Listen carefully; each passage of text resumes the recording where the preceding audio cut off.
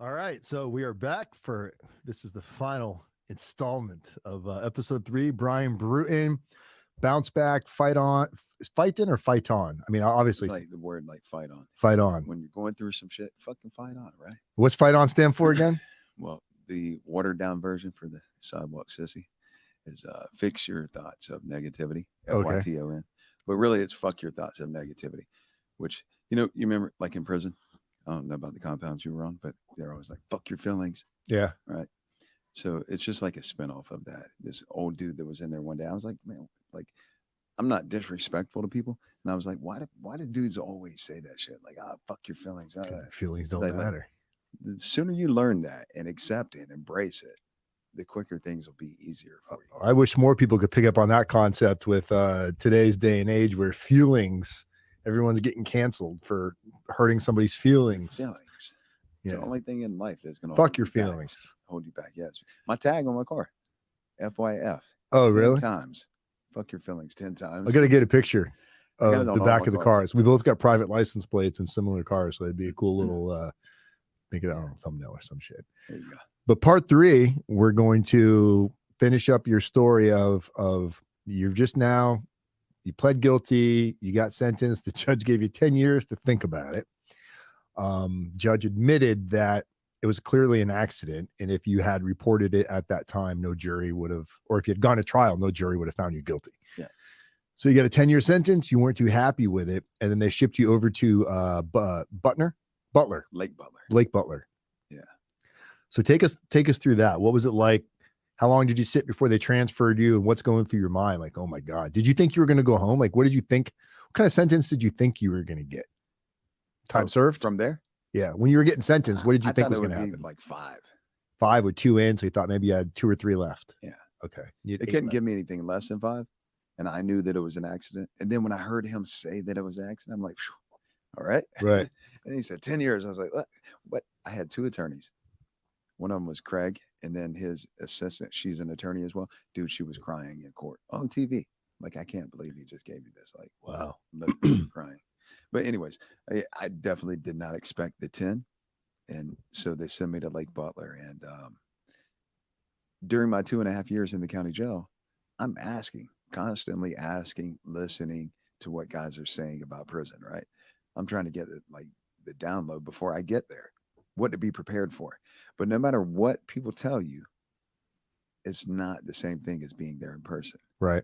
So even though I'm like schooled on it, like from all the different people that I know that have been there, stepping off that bus, like pulling up to the prison, you pull up and it's just like this menacing looking compound.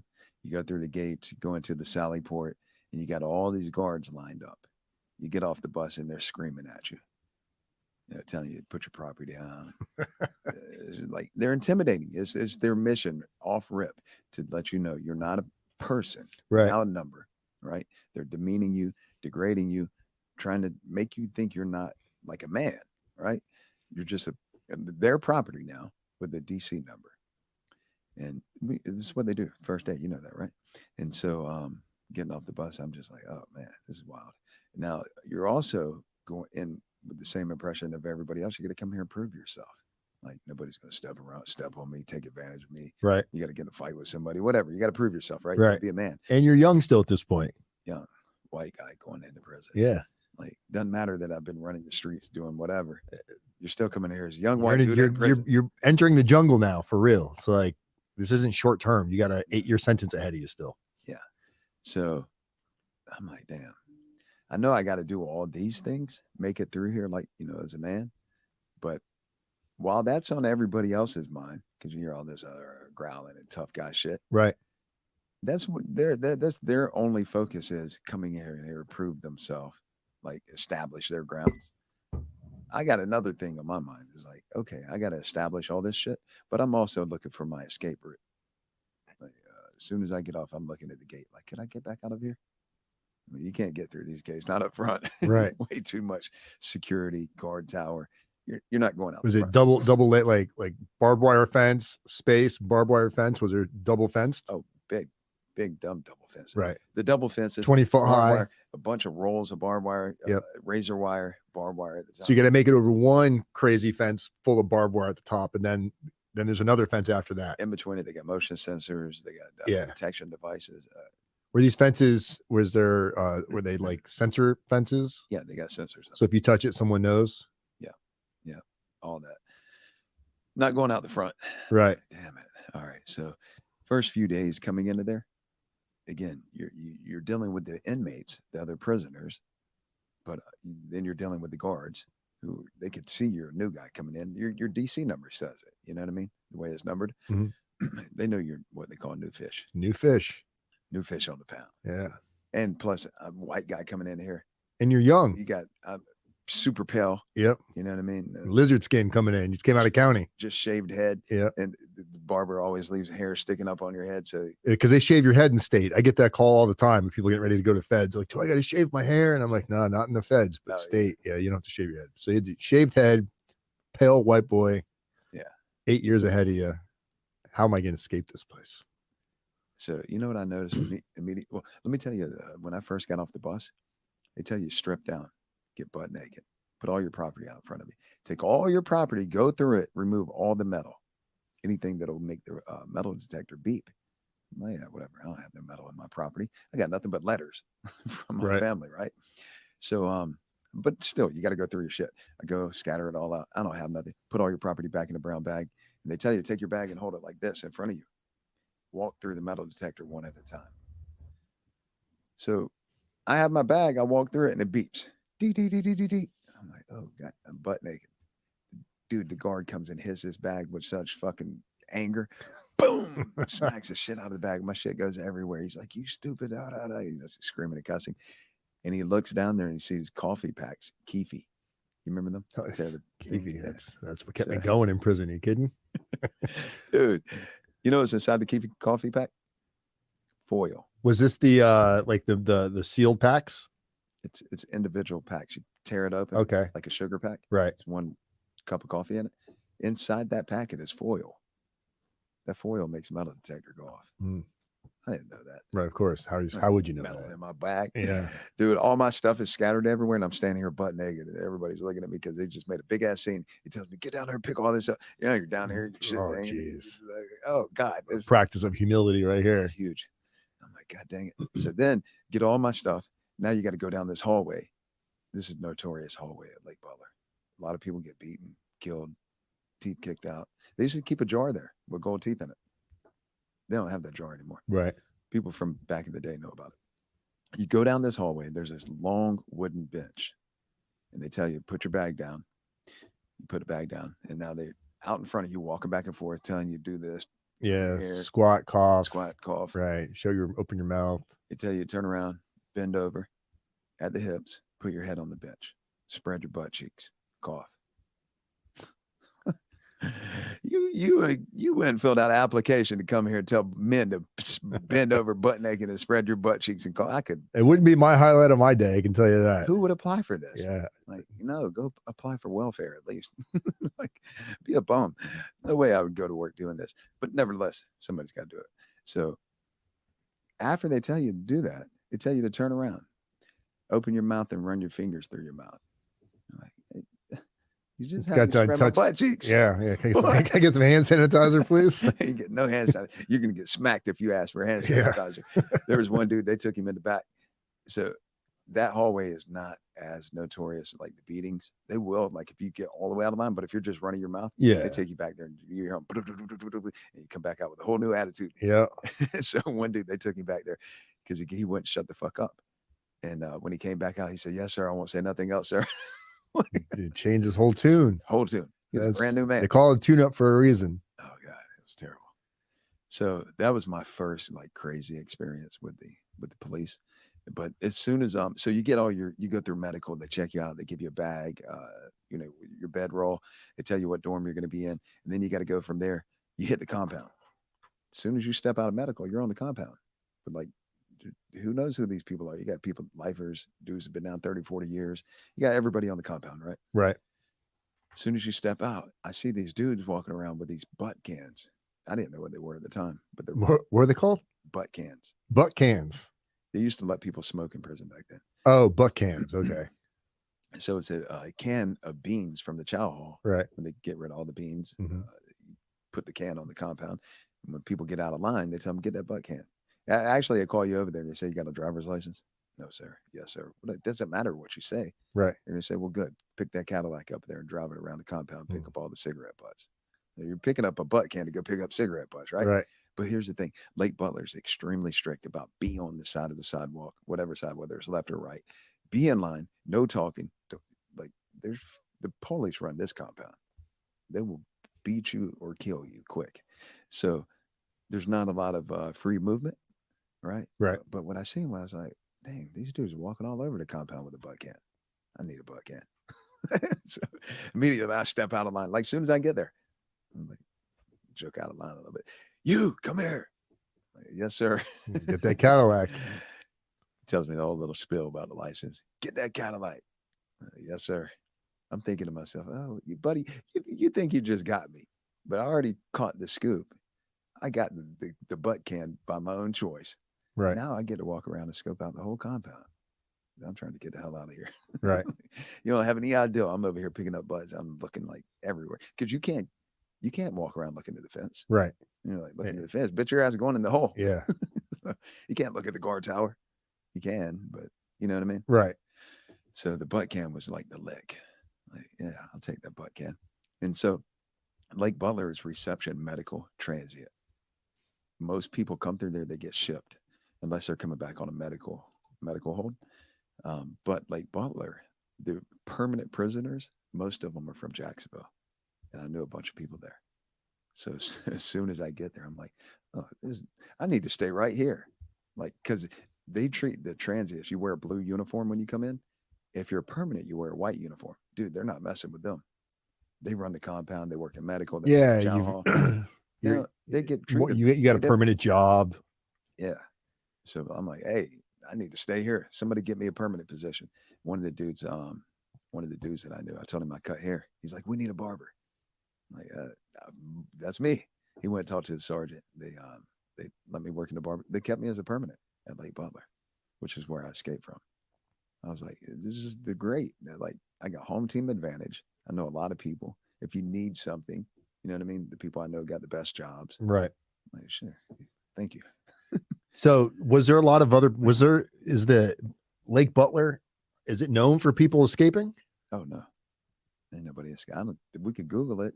Nobody that I know of. Yeah, maybe we'll once we jump into showing some of his stuff, Andre will pull up on another Google there.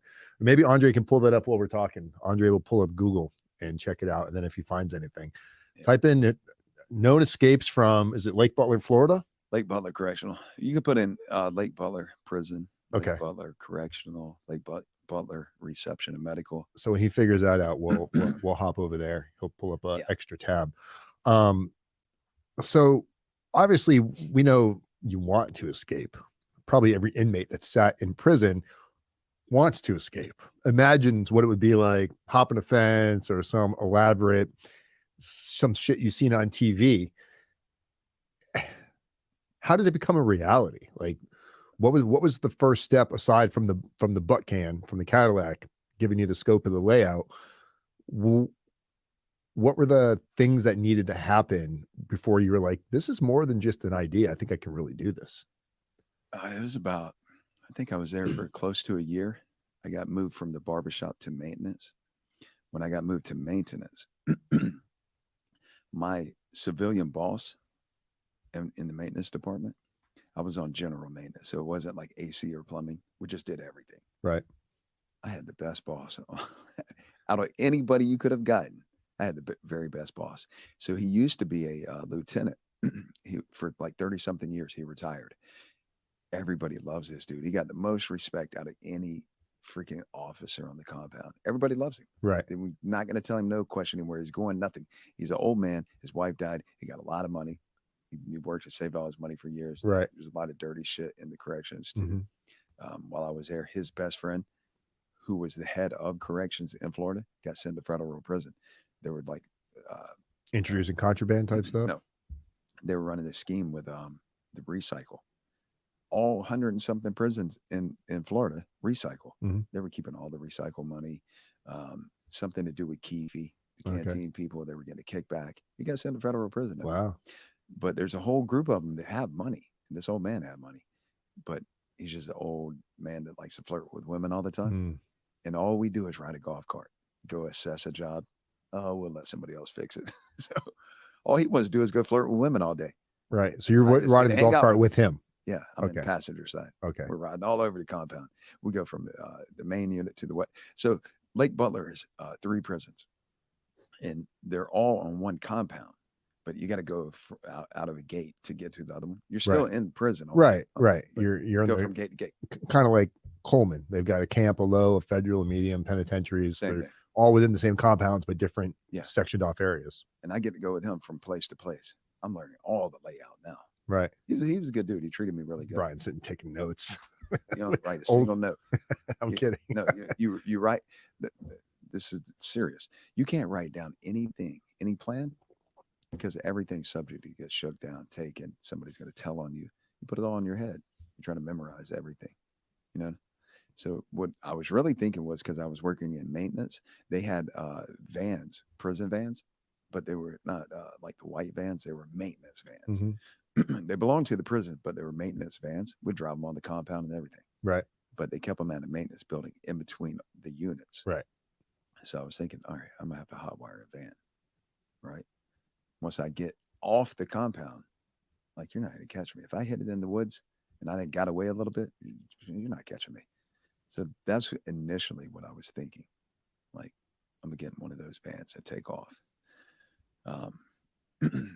And I didn't know where I was going to go, what I was going to do, you know. But as I was working in the maintenance building, my bunkie, this dude, like, the most intelligent when it comes to technology person I ever met.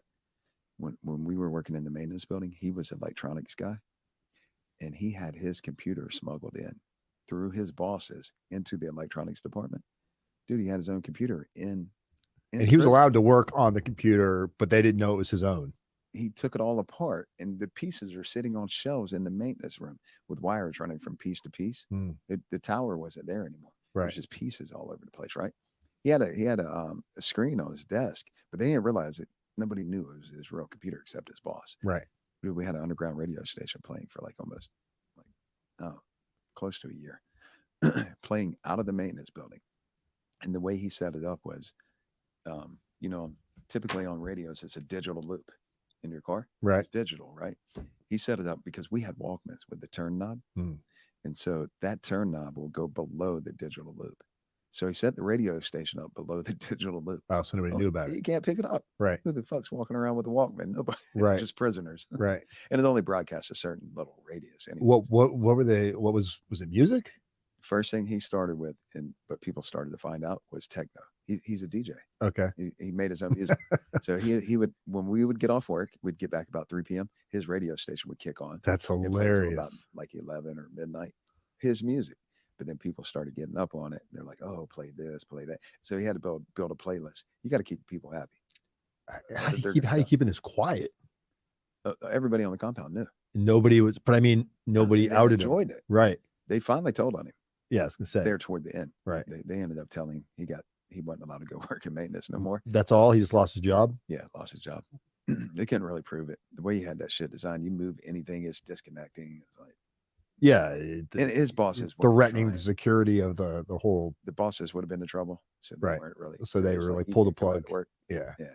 We had that. We started building a website called Inmates Gone Wild. So I had a phone with a camera on it. It was a cheap ass camera. Right. Nothing less. I mean, shit. Back then, the flip phone with a little camera. 2007. Yeah. It was a candy bar style. Yeah. Dude, we were doing everything. He's the one. He got out. When he got out 3 years before me. When I talked to him right after I got out, he said, "Bro, I made $15 million on Amazon." So before Amazon, how I started making money in prison was he told me about eBay. So he's like, yeah, before he went to prison, he was buying the shit on from China and reselling it on eBay, making money off of it. He was telling me the whole eBay thing, right? And so he told me how to find like suppliers. I started buying knockoff Nokia N73 cell phones. Back then, it was right before the iPhone came out. Back then, that was like a smartphone. Mhm. I'm getting them from China. They're knockoffs, but Right. like the real deal. I'm getting them from China, sent here, reselling them on eBay, making money off of them. And it was before Amazon, though. But he started learning about Amazon. And when he got out, dude, he was selling knockoff tablets. And he made like $100,000 in a month, real quick. Boom. Amazon caught him, shut his account down. He already had his money. He took his money and he went to China and had a device for TVs made with his company on it, his name that he made up. And he started selling that on Amazon. Dude, he made like 15 million bucks off of it. Wild. He started buying Bitcoin. He told me about Bitcoin at $600 is when I started buying it. He was buying it way before then. He's got a fuck ton of all of the crypto. Yeah. Dude's got a fuck ton of money. Super smart guy. Hopefully he's still out. Oh, he's doing good. Okay, good. You He's still in talk Vegas. to him? He's got a nightclub in Vegas now. Is he going to come on your show? He's not. He doesn't like to put the past in the past. He's living today and tomorrow. He's like way in the future. Okay. You can't get home off his fucking phone or computer for like when he told me he was living in LA, he moved to LA to get shit shipped to LA to the port cheaper than to Florida because all his shit comes from China. And I lived in San Diego. He was like, dude, I'm making like $1,000 a day trading this cryptocurrency. I was like, cryptocurrency, what is that? He's like, Bitcoin. I'm like, what is it? And he's trying to tell me. I'm like, dude, he talks super fast, right? And you can't keep his attention for long because he's doing his shit. I'm like, I'm on my way up there. Like I drove to LA. I bought $17,000 worth of Bitcoin at $600 a coin. I don't have any of it anymore. Yeah, it's a story for all of us, bro. Terrible. I bought my vehicle with cryptocurrency. Nice.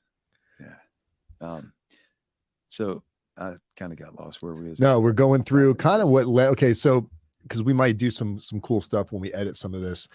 Kind of take us through like knowing what you know now. If we were doing what's the movie with Ocean's 11 and all those, like if we're sitting down right now and we're saying, all right, Bryan, what's the checklist of things that you need if you're going to escape from prison? Give me the checklist. What's needed? And then we'll talk about. Are you going out with like violence? Like you don't care if you hurt? No, we don't want to go out with violence. We want to go out similar to the way you did it. You got to have police. Okay, you got to have the police. You're not getting out of that thing like the way that I got out without a police on the team. So you need an inside man. Mandatory. Inside man. Okay, check. Or woman. Or inside somebody. Yeah. So you need a corrections officer on the inside. Yeah. And what else do you need? Because I know computers and everything played a role too, right? This is what happened. Let me back it up a little bit, right? After being in there for a while, I'm getting in like really good shape for a white guy. You know, black dudes are always in like, they look at the pull-up bar and they grew. You're like, what the fuck? Yeah. The 2 pull-ups. Yep. So I was in good enough shape that out of the white guys on the compound, I was like standing out a lot. Right. And so I seen this woman, she was coming to work in my dorm. And I was like, is this lady, what the fuck is she doing? She keeps looking at me. Like, what is the problem? Now at Lake Butler, there's a lot of females that work there because it's a medical facility, right? And I would see my friends get into relationships left and right. They're getting beat up. They're getting transferred. I'm like, y'all are retards. Yeah. Why are you getting caught up like that? You're stupid. And so this is why when people say I manipulated her, I'm like, you're such an idiot. You need to listen to the story. So what happened was when I seen her like checking me out, but I'm like, why is she looking at me? I know I didn't do anything. Well, one day I went to go to visit. She had to write me a pass. And when I go up there to get the pass, you got to get it through a flap. Mm-hmm. She had her hand on it, holding it. I'm like, can I get my pass? She's like, I was watching you over there. Get ready. I'm like, it's fucking weird. What are you talking about? I said, I don't have time for this. I got to go to visit. My people are up there. So I take the pass. I go. So every little thing she was doing like that, I would ignore. Totally blow her off. And then one day she comes out in the dorm doing a walkthrough. And it's me and a couple of guys sitting at a bunk talking. She comes over there like bending over, like putting her, you know. Yeah. I'm like, what is she? This is out of control. I said, I'm going outside. I leave. I peeled off on her so quick. So every little thing that I did, she just keeps pushing more. And so one day when I'm coming back from work, from maintenance, I'm walking down the sidewalk.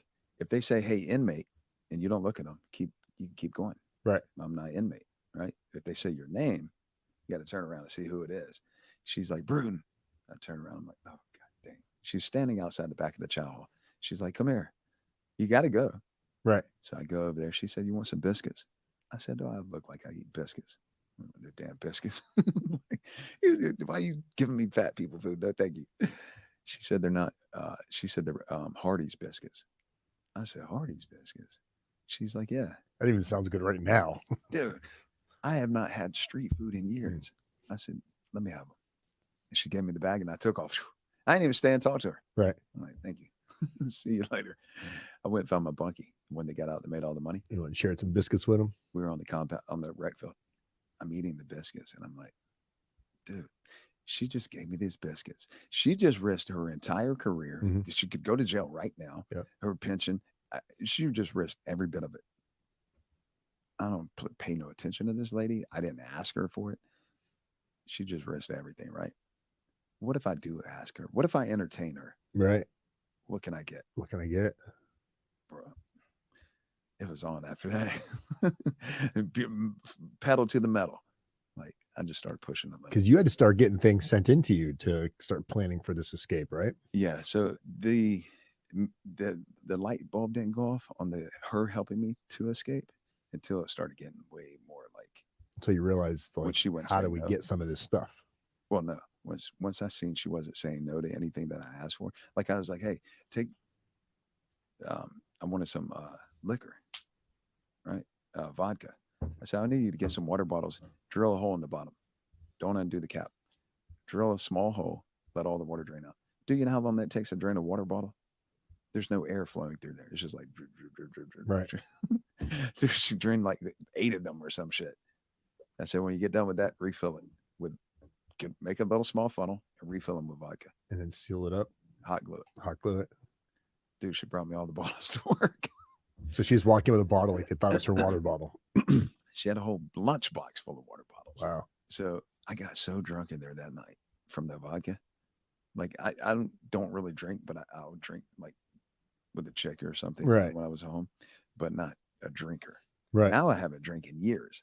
Like the whole hooch prison alcohol. I don't Yep. Toilet wine. Yeah, I'm not drinking that. But I drank this vodka. Dude, I got so drunk. I'm throwing up violently for hours.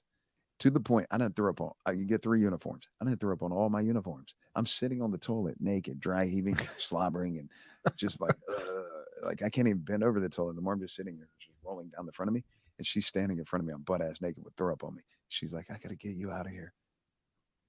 I'm like, oh. Out of prison. She said, "I need to take you home. I got to get you out of here." Oh man. Okay. I'm like, "Oh, ding." You sure do got to get. Because it's a lot of risk. I mean, for her, it's obviously a lot of risk, but you, it's a lot of risk to ask her for this, because that's basically, if she was like, "Hey, this guy asked me to help him escape," you're done. So when I came up with the plan, I was already making money, right, from the eBay thing. eBay. Yeah, and so we had internet access. I started studying because I was still planning to take a van. I was studying online which countries don't extradite back to America. And so there's this treaty, it's called the Rome Treaty. When you Google it, it tells you which countries signed the Rome Treaty with America. That Rome Treaty that they signed allows America to come into their country and apprehend their fugitives. Right. There's like 14 of them back then in 2007 that had not signed that Rome Treaty. The closest one by land was Guatemala. So I'm like, well, fuck. That's right. I get out of here. I got to go. I got to get to San Diego on the airplane, and then across the border, and then make my way to Guatemala. That should be easy enough. Yeah, no problem. No problem. So what I do know is in life, like when you want something and you just believe that you can do it, and you constantly think about it and you plan it, think about it, talk about it, you can make shit happen. Yeah. Right. Manifestation. Yeah. So I'm like, I know I'm gonna make it. I'm gonna get there. But when she said, "I got to get you out of here," I'm like, yeah. Let me rearrange my plan. And so what I told her was, what I came up with the plan was, I was like, look, I need you to go get me a uniform, come to work where I work at the maintenance building, drop the uniform. There's like a pile of trash over there right beside the building. Mm-hmm. Drop the uniform, go back to the vehicle in like where all the staff parks at, and just wait right there. And so when I came up with the whole plan, I come in from work one day. She was working my dorm. And I walked up to the flap and I said, "Hey, I'm going to escape." She was like, "What?" I said, "Look, there's a couple options. One, you can help me. 2, I'm going to go on my own. You'll never see me again if that happens. 3, you can go tell on me right now, but I'm escaping. Which one? What do you want to do? She put her head down on the desk and started crying. She said, "You're going to get me put in prison." I said, "You're not going to be in prison. We're going to be in paradise." She's like, "Oh, what do I got to do?" Man, just like that, huh? What do I got to do? I said, "I need a uniform. I need you to come to work with a camera in your lunchbox. Bring a blue cloth that we could tape to the bathroom wall, like tape it up." Oh, because you needed to get IDs and ID. stuff made. Yeah, I already found where to get the ID online. I know where to get birth certificate, ID, all that shit. I said, "You bring this to work. Bring me a white T-shirt. Not a white T-shirt, plain T-shirt that's not prison issued, and we're gonna get a picture, send it. Get me an ID made. Get me a birth certificate." And she did. She did all that shit. Got me the ID made. Got the birth certificate. How long did all this take for bringing stuff in and out, getting pictures, ordering? A couple weeks. Couple weeks. It wasn't long at all. Can't give her time to like rethink this shit. Right. It wasn't just you. Wasn't there another inmate? Co-defendant. Yeah, it was a guy I worked with. Okay. Yeah, Justin McCullough. He was from Jacksonville. Yeah. And what did he play a role? Did you need his help, or was it just like you're like, this is a good dude? It'd be fun to have somebody come with you. Okay. And he's already traveled a lot. Like he's from a real well-off family. Right. He's like traveled. And he was willing to escape, huh? Yeah. Like dumbest thing ever. He got like 7 years. He only had like 3 left. Oh.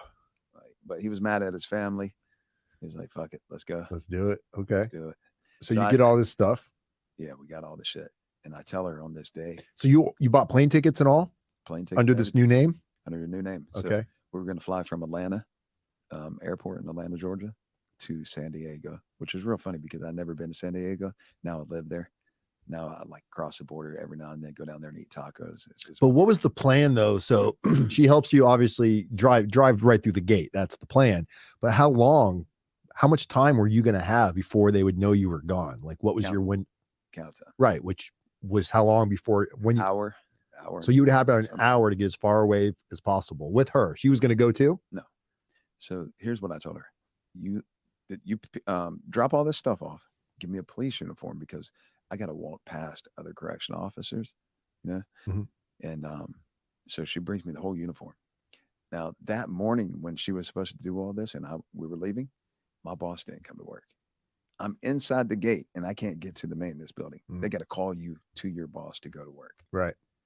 My boss ain't there. Oh. I'm like, God dang, it was Thanksgiving, the week of Thanksgiving. We're not going to be back out of the gate for everybody's taking their vacations and you just didn't know when. I went to another boss, one of the other maintenance bosses, like plumbing or some shit. I'm like, "Hey, listen, it's freaking Thanksgiving. We're not going to be out for a while." They were cool. All of them were, friendly with me. They were nice. I'm like, "Please take me out to work." They're like, "All right, come on." So it took me out with their crew. And because my boss isn't there, there's nobody even watching me. Right. So she came, she had already dropped off the uniform. I go inside. I got dressed in a trash pile. With your co-defendant, with Justin? Me and Justin. We took the computer from inside. Mm-hmm. So he was the maintenance clerk. He had a prison issued computer to do all the paperwork, the files and all that shit on the computer. But what they didn't know is we had access to the internet with a wireless internet card. Back then, you plug it into the computer. I remember those. So all the information we were doing was on that hard drive. Right. So we took the tower. We took it with us. We stole the prison computer. We went out we put it on a buggy and acted like we're going to carry trash out. Right. And we went out there and we laid down in the trash pile and got dressed. So when we get dressed, we had the tower. No, we took the hard drive out of it. Yeah, okay. That's what it was. We took the hard drive out. And when we got dressed, there was 2 officers talking, like you and I standing by each other. Walked right by them. I know them. It was wintertime, what winter is in Florida, but I had the big jacket with the fur on it. Yeah. Pulled up, zipped all the way up. I had a hat pulled down, had sunglasses, had the pants, the BDU, the cargo pants. Yep. But the whole uniform. Right. Walked right past them. You got to walk like you're supposed to be walking. Right. Like you're supposed to be there. Sweat. Yeah. Walk right past them. They didn't even break their conversation. Must have been nerve-wracking. It was too. Got in the vehicle and we drove away. She pulled a pistol out of the console. And she said, "If we get stopped, don't get out." She said, "I'll take care of it." I was like, "Oh, we're not trying to kill people." She could have killed the police. This chick's about to go to the next dimension. Kill the cops. Oh, she don't want to go to jail. So you're in the car with her and Justin? Yeah, he's in the back. Dude, when we hit the road, I'm like, holy shit, I just escaped. Fuck. Maybe I should go back.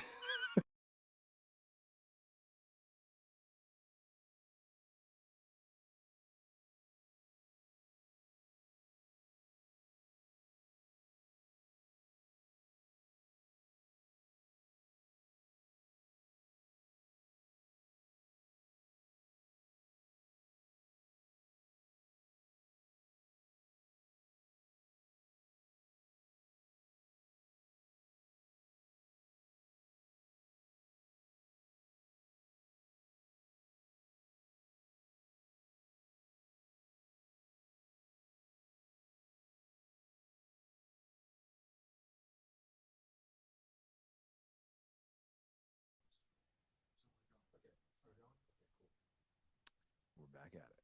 Sorry about that. It's all good. It's a lot to the setup.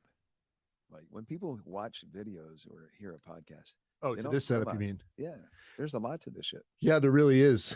You know, and it's a relatively small group of individuals that help me run it. So, Bro, not to be off subject, but look, just what people don't even realize, just this mic, right? With this fucking stand, getting this right with the wiring, where it's got to go, with the headphones operating properly. That shit is a lot of work. You got all types of stuff running in there. you know, it was a work in progress. I appreciate that. Appreciate you recognizing that. Yeah, no doubt. Came a long way from a laptop sitting in the federal halfway house. So you guys are Justin, and the correctional officer, what's her name? Laura. You guys are all in the car. You just drove out of the prison. We're driving in a white Ford Expedition. Is this her personal? No, she borrowed it because it blends in with the prison vehicles, vans, white trucks. So she got a white Ford Expedition. We drove right past them. I can't believe she's down for this. Like, bro, if I would have said, was she mentally unstable? Do you think? No, but there was. I'm not going to say details. Something happened at a party, a prison party of correctional officers. Something happened to her, and they all got away with it. Okay, so she was already like, fuck y'all. Right. Yeah, and the higher up ones from that area were part of it, and we're just like, fuck. Basically, we do what we want. Right. And good old boy town. It's good old boy town. Yep. So she was already on that, like, fuck them. Right. But so the plan was, we're going to be in paradise, right? You can't come with me. She didn't know that though. No. Right. She did not.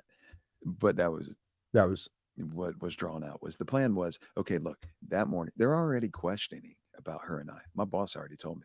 They're like, bro, he can't call me bro. He's like, man, I don't know what you got going on with that female, squash it. Yeah. But you need to cut it out. They're going to do something to you. So I was like, oh God, I got to hurry up, get out of here. So what the plan was for her to pick me up that morning, go straight to Gainesville to her doctor's office, right? Because she had a doctor's appointment, to make it look like only thing she did was leave her house and go to the doctor's office. Right. She couldn't help me with no escape. And so that morning when we left and we're headed to the doctor's office, I called my buddy, a dude I met in the county jail, Mexican guy, super cool guy. Him and two brothers. There was three of them on a big federal case. One of them went home. The other two went to feds. And I call him. I'm like, bro, I'm out. You gonna pick me up? He's supposed to meet me by her doctor's office. He said, I can't come. Oh, I just escaped prison. What do you mean? You can't come? He said, my kid's in the hospital. I'm like, well, that's understandable if you can't come. It's not, but you know, the kids at this point, whatever his real reason is, what are you going to do? You must start nothing. Right. He's way down in Tampa. I'm about by Jacksonville. Right. And so he said, I want you to go with my little brother. Well, there's 4 brothers. I know 3 of them. They told me about their little brother, but they were always like, oh, our little brother's not like us. We don't really mess with him, blah, blah, blah. He didn't get in trouble with them. And so when he told me to go with his little brother, I was like, what? I don't even know his little brother, but fuck it. I don't have another choice. Have another choice. Right. And she's like, don't go. I'll just take you to the airport right now. I'm like, no, I want to stick to the plan to keep her out of trouble. Right. If this will work. And she's like crying, like, no, don't go with him. You don't know him.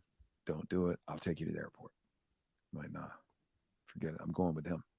Dude, we get in the car with this guy and we're driving to where he's working on this farm in the middle of nowhere. I don't remember where this shit's at. Way out in the backcountry Florida shit. And when we're driving, he starts talking like, "Oh man, I don't want to get in trouble. What if we get caught?" I'm like, "Dude, relax. Nobody knows I'm with you. We're wearing police uniforms, correctional officers. Like nobody's gonna mess with us. Chill." Right. They don't even know I'm gone at this point. Right. But he's panicky, right? Paranoid. Yeah. Paranoid. And so we're driving. It's early in the morning, and we go over this bridge over a river. And when we cross over the river, I had looked out because there was sun shining through the driver's side of the truck, and I seen the sun coming up over the water. And I remembered that, right? Well, when we get to this farm in the middle of nowhere, there's no houses. We're down a dirt road like 5 miles in the middle of nowhere. There's nobody around. Nobody knows I'm here. This dude calls the cops and tells them we're there. Wow. So it's me and Justin. We're in the back of this farm, way in the back in the woods. And we're sitting here. And I'm sorry. Before that, when this dude was acting funny, I didn't have a cell phone now. My battery had went dead or some weird shit. So I didn't have a phone. I ran up to the tractor where the kid was at. And I'm like, "Hey, dude, I need to use your phone." He's like, "Oh, I don't want to." He didn't want me using his phone. Right. And when he traces I'm to like, you, "Look, dude, let me use it or I'm going to take it. the phone." So he's like, "All right, here." So he gives me the phone. I called Laura back. I'm like, "Hey, this is where I think I'm at." She knew where it was at, like when I described it. I said, "I need you to come and get me. This dude's acting crazy." She's like, "I'm on my way. It'll be about 45 minutes. I'm like, all right. So give him the phone back, go back in the woods. He had already called the cops. When we're back there in the woods, I see a unmarked cop car come down the road. Oh man. I tell Justin, I'm like, "Bro, there's the cops. Let's go." He's like, "Hey, ain't no cop." I said, "Dude, I've been running from cops since I was a little kid. That's a cop." He just got mixed up in some bullshit, right? Right. So right after that, the K9 truck comes. Like, "Bro, that's K9. We know them guys." What are you talking about? Let's go.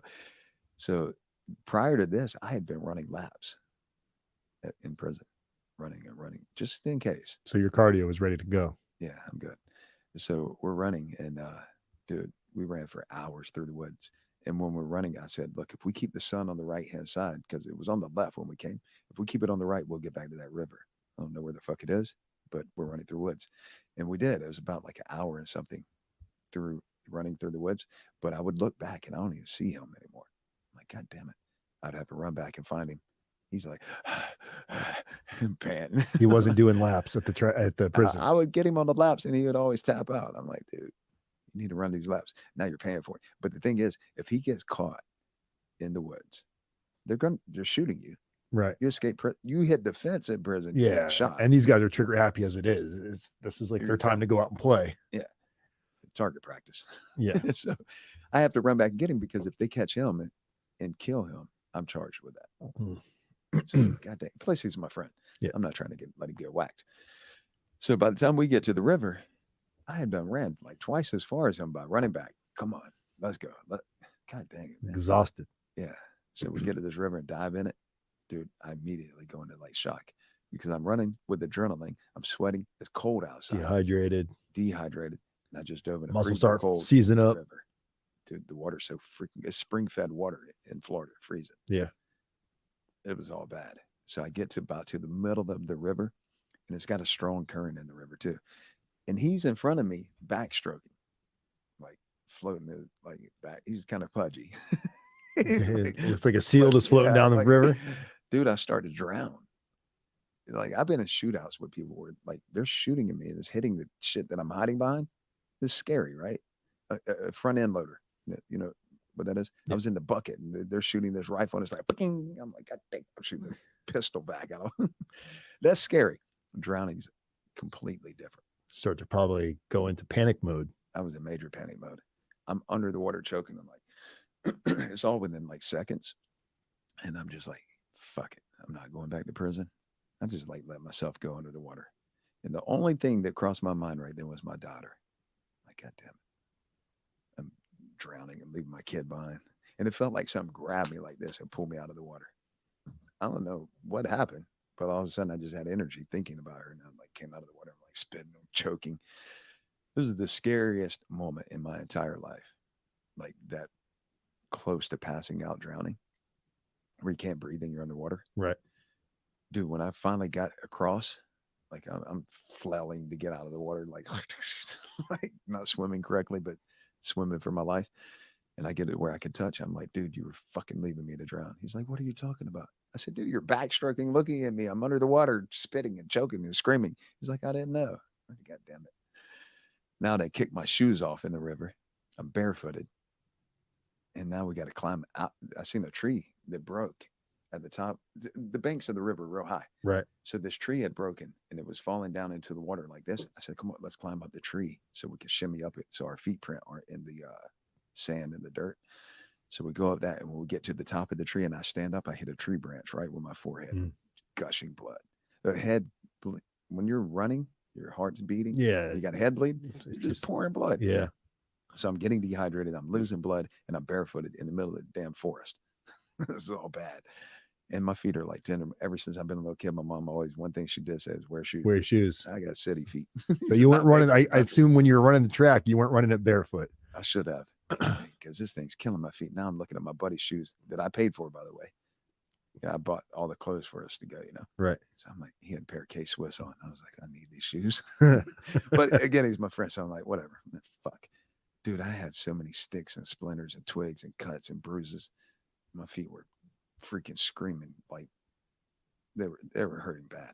But what happened was, after we had ran for so many hours, my legs, the back of my legs, my hamstrings started Charlie horsing, and they would bend all the way. It would, at first it was just one, and I would fall out, boom, and he had to bend my leg back out like this. Right. It was a season up. Hurting so bad. And I'm still out running this fool. And then when I'd be running, and both legs would do like this.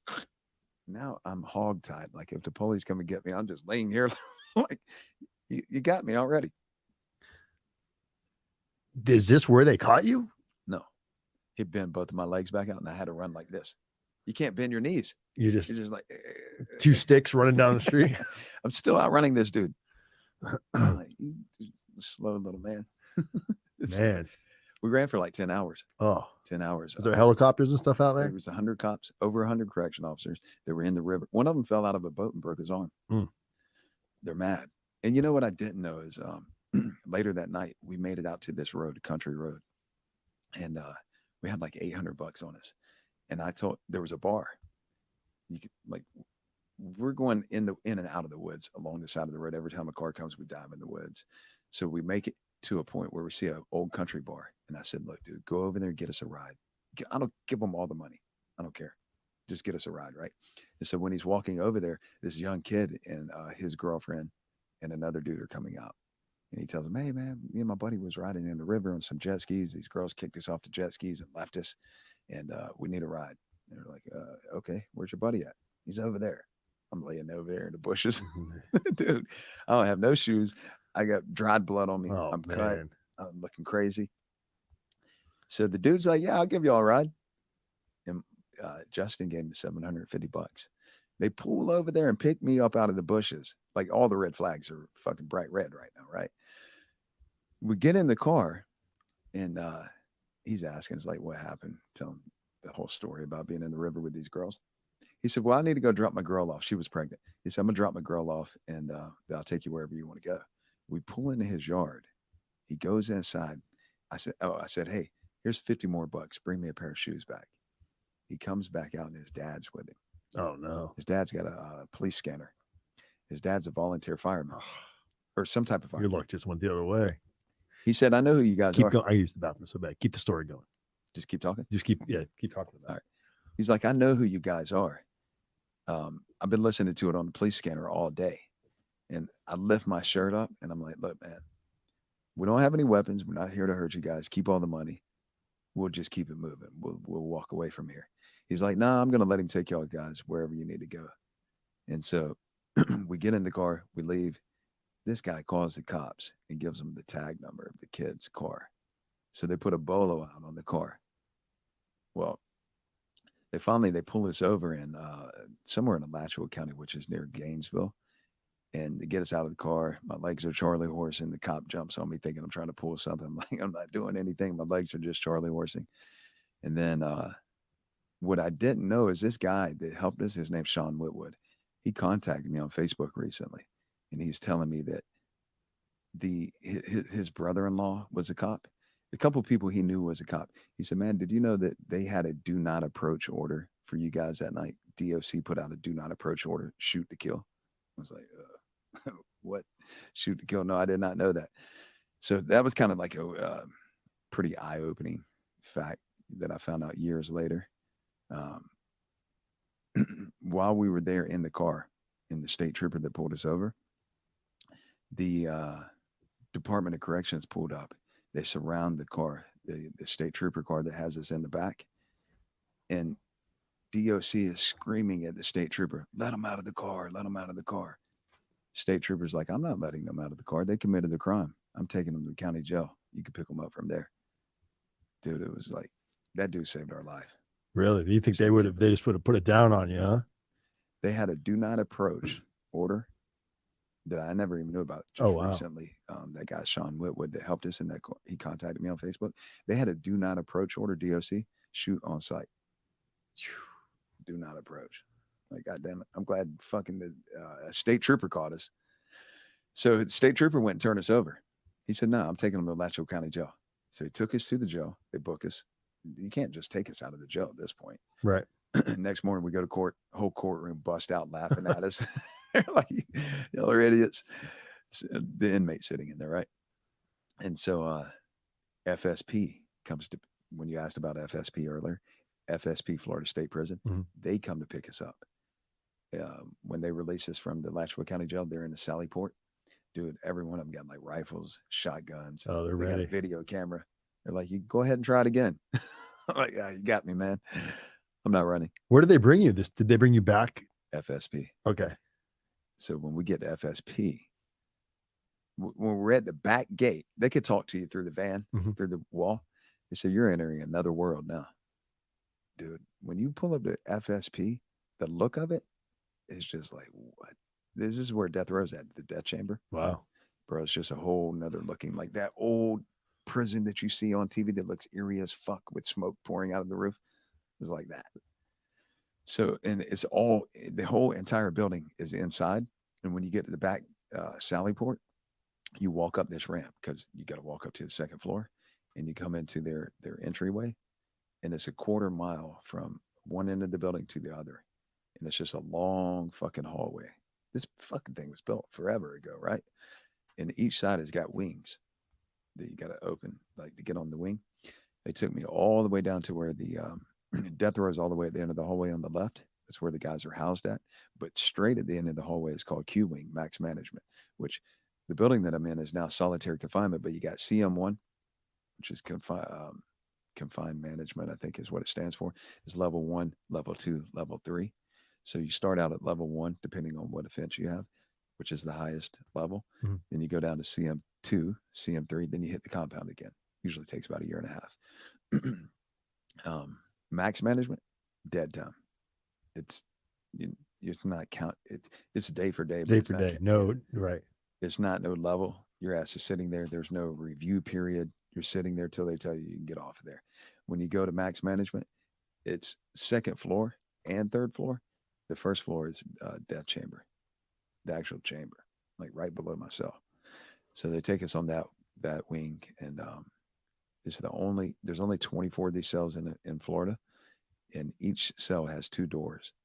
Like when you go in your first door, you're down a hallway. You can't see nobody. They shut all the doors on the hallway. You never get to see anybody except for the guards. They go down, they shut all the doors. You hear them bam, bam, bam, bam, door shut. There's 6 doors on your wing. You go down, you get to your cell, you enter it. Now you're in like your own little Sallyport type of thing, vestibule. So they open a door, you go into a middle area, they close that door, then your cell door opens. It's bars. Bars. The second one is bars. Okay. They roll that. You go in, you shut the bars back, put your hands up, get uncuffed, get unshackled, all that shit. And when they unshackled me, they said, "You won't get out of here." Dude, the freaking room got 2 doors, no window, no sunlight, nothing.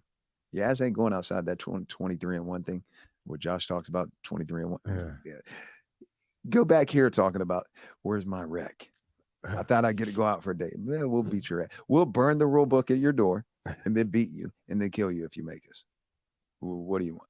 You want to go outside for an hour? Because you ain't going nowhere. When you get to max management, a dude came back there for killing his roommate. His roommate was Choma. He That's a sex offender for those that don't know what he's sex referring offender. He asked, "Hey, when do we go to rec?" I said, "Rec. There's no rec back here." Now, when you come to confinement for killing Chomo, you get respect for that, right? So they're not giving the dude a hard time, but he's like, "When do I get to go to rec?" There's no rec back here. When do we get to watch TV? There's no TV back here. When do we order canteen? There's no canteen back here. What about showering? 3 times a week. 3 times a week. You don't want to do it. I'll tell you why. So You don't want to what? Shower? no. Okay. Yeah, they yell shower, get on the door. Summertime, the water's burning hot. They got mixing valves, so they'll turn only the hot on. You get a shower in Florida when it's already humid as hell and hot, Right. and burning hot water. You're sweating more when you get out of the shower than you were when you came in. Yeah, you start smelling up It's right no away. good. Yeah. Wintertime, freezing cold. No hot, all cold. Bird bath. You just get a bath in the sink. So in your cell, you had a little sink, a toilet. You got a bed that's concrete. It's not the bunk to the wall. It's just a concrete slab that's just raised up off of the concrete floor. Like they just poured concrete up about 2 foot off the floor. So you got that as your bed. Then you got a toilet sink combo. Then you got a drain in the middle of the floor in case you want to flood the place. Is there a mattress or just concrete? No, you got a mattress. Okay. Super thin. Right. And you get no Cadillac like on the compound. No. Yes. You may as well just sleep on the concrete. No. Same Is there a thing. window? No window. No window. Zero. You get no, you get artificial light 24 hours a day. I call it, it's like sleep deprivation by light. Freaking. You They can never never tell what turn the time light it out. is. Yeah. Well, Yeah. not only do you lose track of time, but they won't turn the light out. So what they do is they'll keep the light on 20, not at nighttime, turn it out. They keep it on 24 hours a day. Right. You put your shirt over your shit, they bang on the bar. Boom, get your Really? shirt off. You can't have your shirt over your face, huh? Nothing. You can until they come and bang on the bar. So you just get You used don't to do it. it, they'll just come in there and beat you. So the light stays on. And then what they do, because you don't get any type of light except for artificial light, when Buddy goes banging on the door, kicking, screaming, throwing shit, and piss on the police or whatever, they shut all the lights out and shut all the doors. Now you're in pitch black. What's better? Well, you done been in light for days and days and days. Now you hit pitch black. You're fucking, your equilibrium's fucked up. Messes with everything's everything, fucked huh? up. Yeah. You walk around your cell. You got to learn to map your cell as soon as you get in there with your eyes closed. Because once they pitch black, you can't see you'll nothing. be banging into everything. Wow. Yeah. And you were in this type of an environment for how long? 2.5 years at FSB. And you were in that same cell? Not that same cell. Okay. I was in there for months. I don't know how long. But this was the biggest pivoting point in my life. Let me tell you about that guy, that Chomo that come back there. Let me finish that. He's asking, when did we do this, do this, do this? No, nothing. He said, I'm not staying back here. Where are you going to go? He made a string. He pulled the thread. Mm-hmm. So he makes him a rope. You get a security pin back there, the short, flexible one. He made a rope, made it into like a noose, tied it around his neck. He kept twisting the Oh, wow. Until it just cut off. He was a big fat guy. So when that rope went into his neck, his skin went over the rope and you couldn't see it. And so he choked himself to death. Wow. But when the police did their rounds, they walked back there and seen Buddy out. Just looked like he was. Yeah. They called medical back. I seen like that time they didn't shut all the doors and I could see when they ran by with him on the thing, they were hitting him with the Wow. defibrillator. Yeah. They didn't realize the things around his neck. So they didn't know. He's got no. They didn't know why he died No at this oxygen. point. Yeah. So he Self-asphyxiation. Wow. killed himself. Killed himself. It's that type of pressure that they put you under back there. You know, they killed another guy named Frank Valdez. You can Google it. When you read the autopsy report, he's in a single man cell behind 2 doors. His injuries were consistent with being run over by a dump truck. Did the guards do it?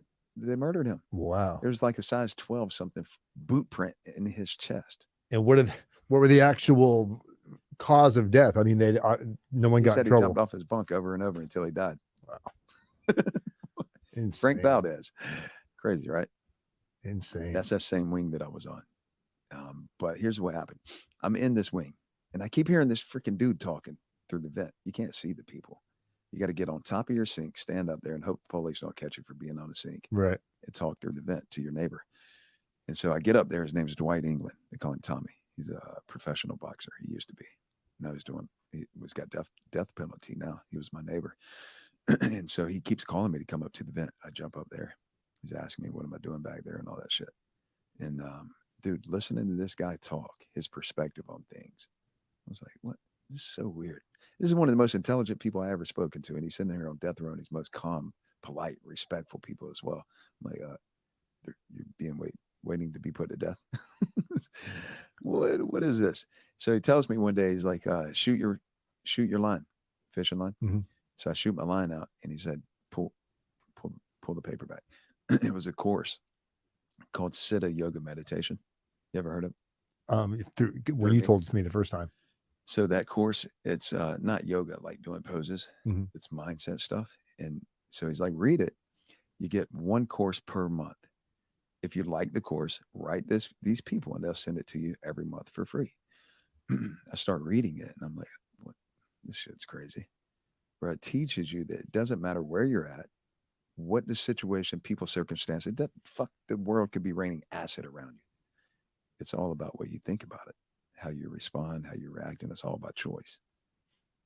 Police can come back here, play a game. They were mad. They're like, you escaped wearing our uniform with the help of our female. Yeah. We hate you. Right. And she got in a lot of trouble too. She went to prison. Right. But what it was teaching me was that I got to a point where I was like, you can keep me in here forever. I'm not in it. My body's in there. My mind is free. You can't. And you learn this from a dude that's on death row. Yeah. And so as I started to implement that, nothing's fun about being in prison. I don't care how many days you got left, even if it's one day you're excited to be going home, but it's still not fun. Right. But what it taught me is like, wherever you're at, you can have a sense of appreciation. You think about the situation, whatever you want to think about it, and then it becomes whatever you're thinking about, So where dudes are walking around still angry and pissed off, and I was angry and pissed off. This is where I wrote the letter to my dad telling him I was pissed off. It just changed my thinking. And now I'm like, okay, now I realize where I'm at, why I'm here, the choices I made. I can't blame nobody else. It doesn't matter about my upbringing. It matters about the choices that I made. And now whatever I do going forward, it's all up to me. My past doesn't matter. This big, huge weight that I'm going to have hang. Me and you go anywhere, fill out a job application. We'll call you back. Especially when you come in here and it says manslaughter, sales of cocaine, and escape from prison. Yeah. You're like, where's the panic button? Yeah. And it's like a legit escape. It's not like, they weren't looking and you ran out of the van. I mean, Right. This is like an elaborate movie type of an escape. Yeah. I imagine if you hadn't gone through this experience where you went through this in this unit with the cellie next door to you that was on death row, putting you onto this new change of mindset, who knows, that maybe that's what needed to happen, because it didn't sound like anything else was, you were still on, this isn't fair, I got to escape. I was pissed off, blaming the world. That was the biggest, pivotal point to help me change my life, was that guy. I never met him, never got to see So you him. don't know what he looks like? Well, I've I mean, looked other him than online. Googling him. Yeah. And he's still He's on death row. same place? Last time I looked, he's there. What? So how much time did she get? So we get caught, and she took a bunch of pills, tried to Off herself? Yeah. Okay. They finally get her out of her place. They immediately went to her place. They get her to come out. She tells them everything. She tells the prosecutor in Lake Butler, don't give him no time. Give it all to me. I'll do it all. Damn. The prosecutor, she knew the prosecutor, knows him. Right. He came and said, look, the DOC wants me to give you guys 15 years. He said, I'm offering, he gave her a year and a day. 15 more years. 15 on top. Okay. He gave her a year and a day. She took it, went to prison. Right. He gave my co-defendant a year and a day on top of his time. And he came to, my attorney said he came and told me, offer me a year and a half. I said, sure, I'll take that. Year and a half. So you got an additional year and a half tacked on. It took all my gain time. Give me an extra year and a half. So on what I would have done was 8.5. I'd done 11. Then I lost my visitation for 4 years. No visit at all. And how long did you stay did you do all of your time at Florida State? Did you finish it? 2.5 years I stayed in solitary confinement. 2.5 years. Cell. Yeah. Single man cell. Yeah. You would get out for rec time at this point, right? After I got off of max management. Yeah. And then I got a CM1. You go to rec every now and then. CM2, you go to rec a little bit more. CM3, as it works your way down. Then after CM3 is back into general public General pop, yeah. or general population. I didn't go immediately because they were still mad. Right. They extended my time on CM3. And then second time before review, they sent me back to the compound. At which prison? As soon as I left there, I went to South Florida. It was funny too. Oh, where? What part? The reception center. I went to Where is that? Miami. Okay. Oh, Miami. Okay. It's where Rick Ross worked at. Okay. Dude, it's so funny. All the dudes that work there are fat black dudes with big beards, sunglasses, and this is how they're at work. They ain't watching nothing. The bitches trying to look like Rick Ross on the compound. Just a bunch of Rick Rosses. That's it. They're all chilling. The crazy thing is the police are not policing the compound. Inmates are running that compound. Yeah, it's Miami. It was crazy. I was at it was cool. What do you prefer, an inmate? I've asked this question before because I've experienced both. Prisoner running compound all day. Prison running it, right? Yes. It's more organized. No. Prisoner. So you prefer the prisoner running it? Yeah. Hell yeah. See, I was at both, and one of them was a little bit more like Wild Wild West, where when the guards ran it, there's way more structure, but it's also like you could actually go to sleep at night because there was, the guards. There's different ruled with an iron fist. Florida is the state is a lot different in that it's every man for himself, and this shit is nuts. And it differs at every compound. You'll have them like Butler, the guards run it. But they're running it. They'll fucking beat your. They're worse than the inmates. This kid was walking down the wrong side of the sidewalk, going to get medication. They tell him, "Hey, dumbass." They're calling him over there to him. He says, "Who are you calling a dumbass? You, come here, dude." As soon as he got over there by the police, he had a punch the police. And he's a little skinny black kid, but he knew he started swinging on the police. Fired him as soon as he got back. At Lake Butler, where they run the compound. Dude, as soon as he started firing on, he's beating this dude, the police, like whooping him. But there's towers. Yeah, it's a matter of moments all before you're outnumbered. Dude, all of them surrounding him still aren't getting him. Like he's like a little Bruce Lee kid. They're like, this kid's badass. But they're backing him up and he trips in a ditch, a little small ditch in the middle of the compound. Never came back out of that ditch, did he? Dude, they beat this kid and beat him. We're looking out the window like, holy shit. They're just beating him. They cuff him. And they got under each arm, they're like holding him up and walking, and they're hitting him, firing on him. Pow, pow, pow. All the way to medical. My friend back then was an orderly in medical. They called him to come and clean up. Dude, he said the blood was on the ceiling. Oh, that bad. They killed him. Oh, they really murdered him. Fuck. They murdered him. I mean, look, I get it, beating him. He just fired on the police. You're gonna wear it. Right. They took him in there and murdered him. So they killed him. And they all covered it up for it. They wrote a statement. Mm-hmm. Captain signs off on it. The nurse that had been backing them up for years, this lady was a mean, spiteful, just nasty lady, mean to the inmates. Right after that, she went home and wrapped a towel around her head, got in the bathtub and shot her head. Wow. With a shotgun. She couldn't take it anymore. Killed herself. Yeah. So that's a style that's run by the correctional officers, right? It could be real bad. Right. Then you have another style where it's run by the correctional officers, but they're not beating every freaking right. buddy. It's then you got them. It's ran more like a business. Yeah. Then you got them where it's run by the inmates, but the COs are like, as long as you're not killing yourself, do whatever you want. Yeah. And it's a group of people that aren't predatory as like some of the other places, right? Right. That one is the place to be at. But then you end up at one where they started transferring me all over the place after I got out of solitary confinement. Mm-hmm. Like I went from South Florida, Central Florida, Panhandle. I ended up in the Panhandle at a gang disciplinary camp where it's nothing but young dudes that are gang members that are there for stabbing and robbing and all the bad shit. That's the whole compound. I'm not in a gang. They sent me there to mess with me. I'm like, God dang, this is great. Helicopter every day. Prisoners are running that compound, but that's the worst type to be on. Like one day the warden come in and locked the whole compound down, and he came cell to cell. He said, if y'all keep landing the helicopter, I'm not going to let you out of the cell. Keep the helicopter off the compound. Every day, life flight. Dude, but it was crazy because as soon as I got there, I don't know if I told you this story.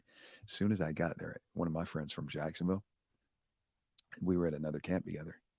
So I would find ways to make money in there. Right. So he's like, hey, can you still get things in here? I'm like, yeah, yeah. He's like, I know the police.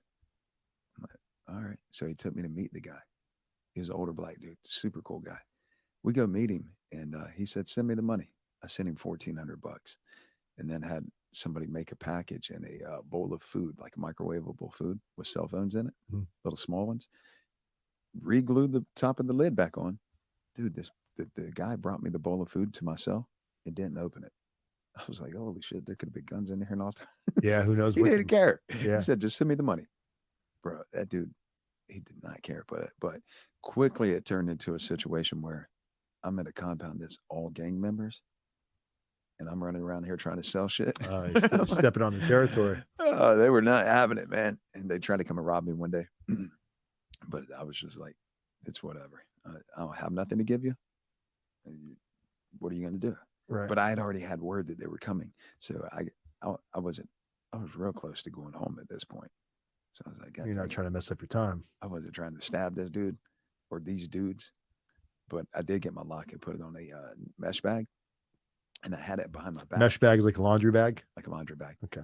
I had it behind my back, and I had a group of friends from Jacksonville, homies. Right. Some of them I knew from the street. When the door popped, because somebody told me, hey, the dudes are coming from the rec field. They're coming to rob you. When the door popped, they was like, hey, they're coming in. Man, my homies left. Ran out of the room. I was like, what? One dude stayed that I only knew him from in there. Yeah, one dude ain't enough. No, he was. Dude, nobody on the compound want to fuck with this dude. He was, I don't remember what type of special force he was, but he was psychotic military dude that like was a legit badass. He's big as super big dude. Man, this fucking dude that he murdered, he took a spoon and scooped his eyeball. Oh. Like he's on some heinous shit, right? So they like steer clear of this dude. And so when they were coming, he said, run it. I'm not leaving. When they came in the room, they seen his name was Jason. They said, hey man, we need to holler at him. He said, go ahead. He's in, I'm staying in here. They're like, no, can you come out of the room? We both got weapons. Well, I had my lock on the belt. I mean, on the mesh bag. Yeah. And we had our hands behind our back. It was like, oh, they wouldn't come in the room all the way. One of them come in like a little bit, but not all the way, you know? So finally what they did though, they started writing kites on me, got me put in investigation. Then they got me transferred off of that compound. But that officer that was bringing shit, he carried a shank. He carried a prison shank. Right. Supposedly put a hit on one of the. Oh wow! Is he still around? He went to prison. Okay, I was gonna. The CO. Yeah, he went to prison. Sounds like he was on a borrowed time. Yeah, he was cool as fuck though. One day we were standing in line for canteen. You know how you hear commotion? You could just tell something's going on. Yeah. We're outside in line, and we hear some shit. And look, and Buddy's getting stabbed. They're like, jeez, a whole little pack of them. He looks over, turns around, and went the other way. The officer. He's like, I ain't got no time for this. It's a crazy, this COs, man. It's what a shit job to be a correctional officer. Terrible. Like you're choosing to go be in prison almost to an extent. And a lot of these guys couldn't, they couldn't cut the mustard as like a cop or anything. So this is their only option. Real low education requirement, especially for state. So yeah, I can only imagine that you're dealing with people that probably were running the same streets you were running. They just happened to be, stay out of enough trouble to become a guard where you went and became an inmate. But other than that, there's probably a lot of similarities in lifestyles and upbringing. How much longer did you sit? Like at this point, you said you got transferred out of there. When do you come into your release? And what was your mindset like? Oh my God, I'm getting out of here. And does the family that the person's life that got taken from the dump truck by accident, is there still any issues with them carried over to this day? Not today, not that I'm aware of. They send me from that prison. Well, when they put me under investigation, they brought me in the captain's office. All these big corn-fed rednecks are like, we know you're getting it in here. Tell us. They're like, we want to cut the head off the snake. They wanted me to tell that officer. I said, I don't know what you're talking about. I just got here. I'm not in a gang. I'm white. This is a black Rand gang compound. What do you mean I'm getting it in? There's no way. So they got pissed off, put me in confinement, shipped me out of there. The next prison that they sent me to, Supermax, extreme lockdown. What part of Florida was this? Somewhere in the Panhandle. I don't Okay. remember the name of this prison. Okay. When you get there, everything's extremely controlled movement. It's one of the newer prisons. When you go to your dorm, the building, the rec field is there. Everything's there. You stay here with your group of people. You ain't lingering around the compound. You're not going nowhere. Everything's extremely controlled. That's where I EOS from. Like got out of prison from. And the family was making a bunch of threats. Oh, we're gonna get you when you get out. The family from the family of the guy, mainly his sister that tried to attack me. Okay. In court. Right. Like I never knew her. She didn't live in that area. She was making threats, and she messaged me like on Facebook when I got out. And was like, "Oh, I'm gonna do something." We didn't forget. Yeah. By this point, when I actually had communication with her, I had already moved to California. I was like, "Look, all you had to do was listen when you were in court. Watch the whole story play out. I'm sorry that it happened, but you know that it was an accident. Your whole family knows it." Now, the girl who started the problem in the very beginning, the sister lied. Right. The one that said that you had like slapped her or whatever. Yeah. She messaged me on Facebook when I got out. Apology. Said, "I am so sorry. Wow. I never told the truth. I was scared of my family." What? Bitch. Your brother's not here no more. You should tell your family the truth. Like, definitely should tell them the truth. I didn't reply back to her. I blocked her. It's probably better off, opening that door. Yeah, nothing. That door's better off closed. You've got a new family now, and I block all their whole family on Facebook or any social media. Did you have probation when you got released? Nope. So when you were done, day for day, because they killed your time, right? You didn't get out on no parole or nothing. I had game time left, but I didn't have to do it on probation. It's kind of like a lottery type of thing. Okay. I didn't get picked for it. Yeah. I was free to go. What was the date you got released? July 21st, 2014. Wow. Yeah. I hadn't even gone in yet. Oh, yeah? No. I went in the end of that year, 14. October, September. You know what I told my family? I said, my dad and my mom come to pick me up. I said, when you pick me up, they bring your clothes, right? Mm-hmm. I said, bring me a suit. Like, I don't even wear a suit. I came to prison as a drug dealer. I said, bring me a suit. Because I'm going to make sure when I walk past these fools who try to treat me like I'm a freaking less than an animal, you're not even as valuable as their family dog. Right. I'm going to walk out of here wearing a suit right past all you guys. So they did. They brought me a suit. They were like, hurry up and get dressed. All right. You know what I mean? Trying to get me out of there. Yeah, whatever. No, I'm leaving out here looking good. Then I went to Waffle House. Tore up some waffles. Did the time go by? I mean, obviously you went through a lot of things that made time go by slow, but when it was over, was it like, man, I can't believe this is all behind me now? Well, did you feel like you're going to stay out, or did you feel like, oh no, I knew I was going to stay out. Okay. You're going to do whatever you think and whatever you believe. Like the people, you already know recidivism, and this high. Country is extremely high. Yep. And so that breaks down by demographics, ages, social economic shit. Overall, it's extremely high. And then it breaks down like the first 3 years, 5 years, all that shit, right? Within 5 years, like over 85% of the people would be either reoffended or got locked back up. So the odds are stacked against you. But there's a couple things. Most of the guys that go to prison, they're blaming everybody and everything, the system, their family. Somebody told on me. They're not ever getting to a point of their mindset to say, wait a minute, I am where I am because of my choices. Now I have the ability to change that, to do something different. They don't ever get to that mindset. Most of the guys in state prison are drug addicts, right?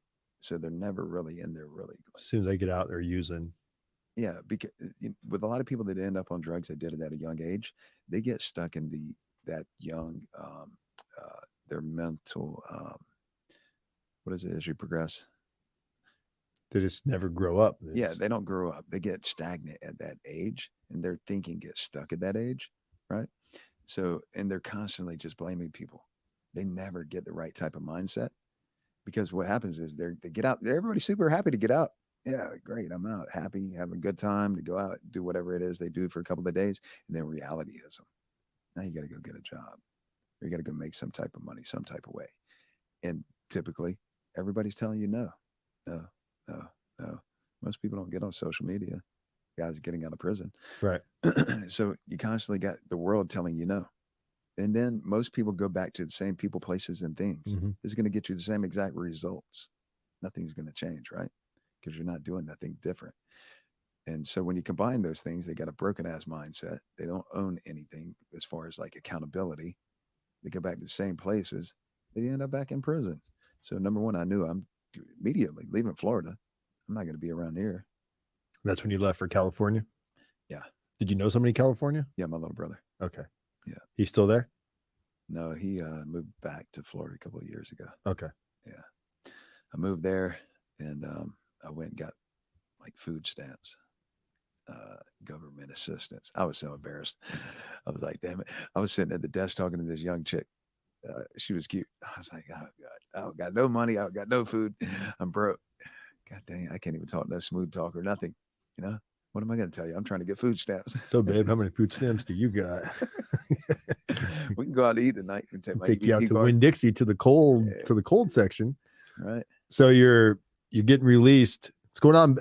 Got Bill Townsend. What's going on, Bill? I just saw somebody watching in there. So California, and this is 2014 when you got released. So by the end of 14, early 15, you're now living in California. Yeah. How did you kind of get to like where you are now? You're now married. You met your wife. Like, and your wife doesn't seem like anybody that's even known anybody that's gone to prison before, at least from meeting her and talking to her. Not. I captured her. Captured her. Yeah. So it took a while, man. Like everybody telling me no. Like I went to try to get a job at Amazon at the warehouse because I was like, dude, you just give me the job. I'm gonna fulfill. So I know some people that work there. They count your productivity, right? Right. And if you're good at it, you keep you on permanent. Right. And you can work your way up. Like, all right, give me the job. I'm definitely gonna make productivity. I'm gonna work circles around everybody else. Plus, I'm gonna be paying attention. What's the boss doing? Let me see if I can do what they do. Right. The plan was I was gonna go work there and try to move up. They wouldn't even give me a job. I can't do it. And everybody's like, no. I was like, whatever. You keep telling me no. So I just started knocking on doors. Like, hey, can I clean your yard? Can I do this? Can I do that? Which I had done that before, like pressure washing, painting, like remodeling stuff for myself up in Carolina. Handyman type stuff. Handyman stuff, yeah. So I started doing that. And I remember this one dude, he lived in like, the neighborhood back then was like about 600,000 nice houses in California. Which now with the market like it is, they're like probably like 1.4. Right. But I remember like, he was cool. Like he helped me out, but it was still like an era of better than, you know what I mean? Yeah, you're cleaning my gutters. Right. Bitch, I'll clean the gutters. Yeah. I'll take your scraps. That's fine.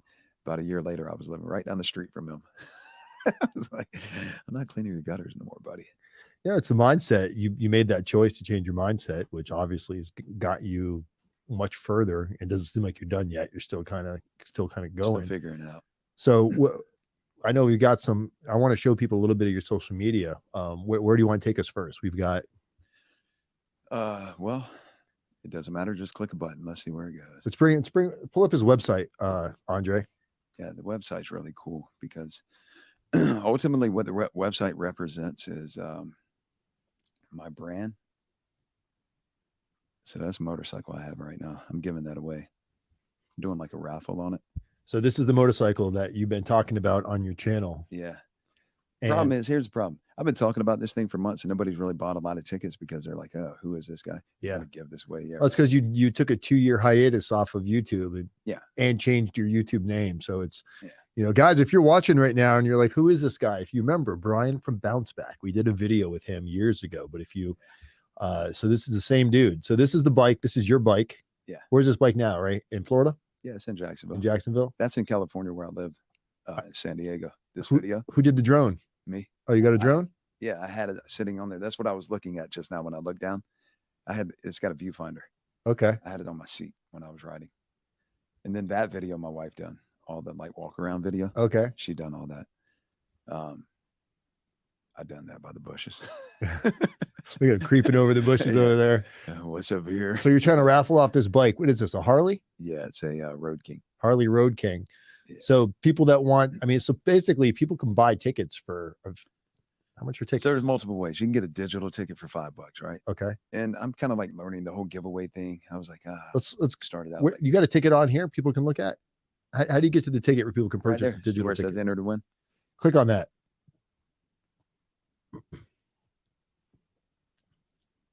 All right. So these are t-shirts. Each t-shirt is $35. Okay. So to enter the raffle is $5 minimum. So if you buy a t-shirt, that's 7 entries because they're $35 for a t-shirt. Okay. So you can get any t-shirt. The hoodies are $75. The sweater is like $50. That's 10 entries. So for every $5 you spend is an entry, right? So when I do the giveaway, it's going to be on a website called random.org. Every time somebody enters the giveaway by purchase ticket or whatever it means, whether it's t-shirt or my mindset mastery program, Right. It gives you an order confirmation number. That order confirmation number, every single person's identified. It's got their telephone number, their email, their address, their name. And this website probably creates the ability. So there's no funny stuff going on. No, right? no. You got to manually enter everybody's information into random.org. Okay. So random.org it picks a winner. The winner is generated by atmospheric pressure, atmospheric sound, some weird shit. It's not, no human has interaction with the picking of the number.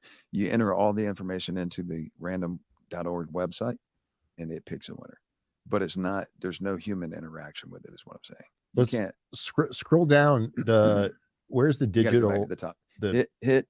Hit home up top.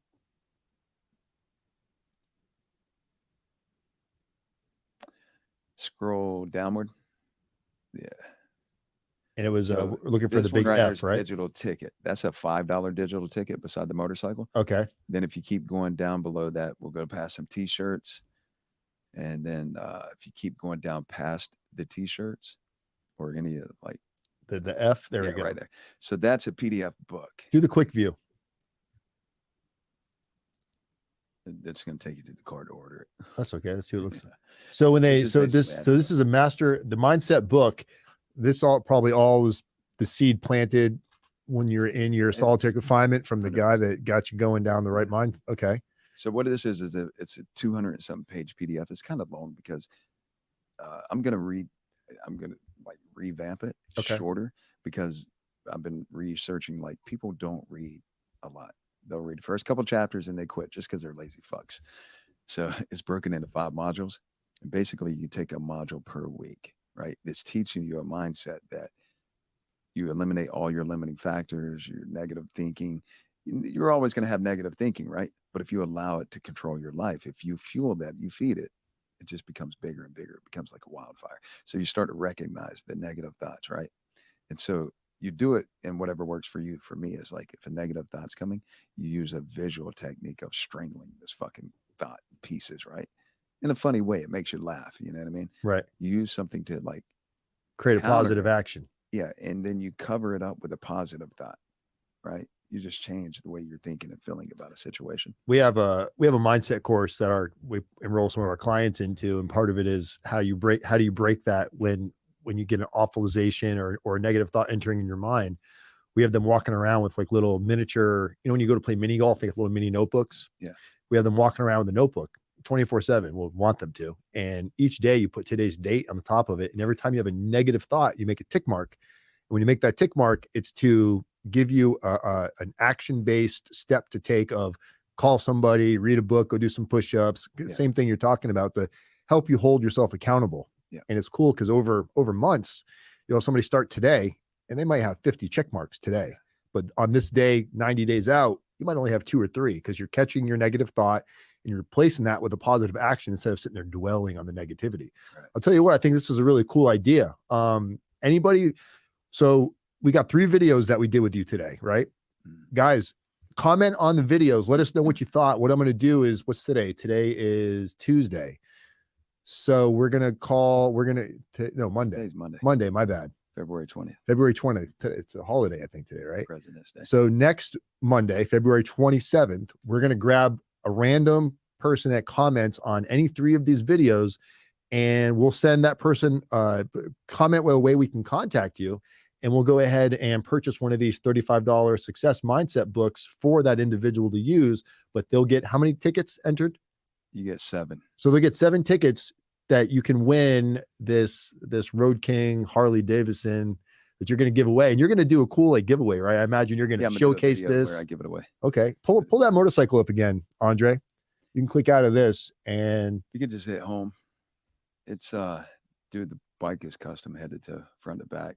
Everything on there's nothing on it that's not custom. There we go, right there. Yeah, anywhere on here. Scroll down a little bit. Oh, there we go, like the video. So guys, if you want an opportunity to win this bike, all you need to do is drop a comment in this video or in any of the other 2 videos we did. And next Monday, we'll pick a winner, and we'll how do they get the digital tickets? They just have to go online. So we could digital ticket. What? If I purchase this, yeah, and give it to somebody, how do you get their info? Oh, their info? Yep. Whoever makes a purchase, they enter their name, email, address. So basically, if you purchased it for another, I would put their info in you'd there. Put their name, email, okay, phone number. So that's pretty cool, because this I mean, I imagine that's got to be a $20,000 bike right there. Yeah, you can't get it for less than 20 right now. Okay. Florida, they're a little bit cheaper than California. Right. Yeah. But that thing's custom done. So even if you wanted to buy one, it's not going to look like that. No. Right. No, everything on there is custom. The front wheel is 26 inches. It's got the neck is raked out. The front end is completely different. It's not a Road King front end. Okay. 10 speaker audio system, touchscreen radio. Very cool. Air shocks on it, like it sits on the ground. And what do we got? Let's go over to his YouTube channel. The first, there we go. So you got your so now you do a lot of reaction content. Yeah.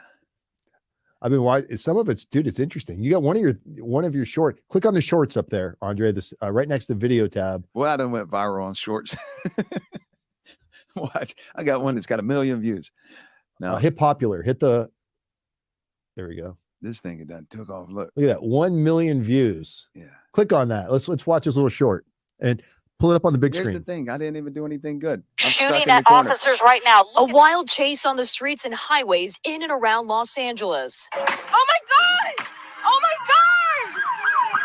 Oh my gosh, he was shooting his gun! A murder suspect hanging outside of the window of the car he was riding in, firing back at officers in hot pursuit. There he is, shooting at officers right there. Shots fired, shots fired. Guys, this is very dangerous here. Here we go. He's pointing a gun, shooting randomly. Drivers caught in the crossfire. Thankfully, none of them seriously hurt. Finally, the car got stuck behind a truck with the shooter and the female driver both struck by gunfire. Officers are shooting at that vehicle right now. Oh. Wow. Suspect is hit. Suspect is down. Suspect is down. Shooting at officers right now. A wild chase on the streets and highways in and around Los Angeles. Oh my God! Wow. The girl got out and walked back, blood all over her. She got shot? Yeah. Did he die? He shot himself in the head, and they shot him as well. And then a couple days later, he died at the hospital. Man. Yeah. That's hey, that's my little video of fame. All I did was replay somebody else. That's repurposing content's a big thing, 1 million views. So congrats on that. Yeah. And then your big thing is it seems like you've kind of gone into like the whole positive. Talking about prison shit. It's like, it gets rough right after a while.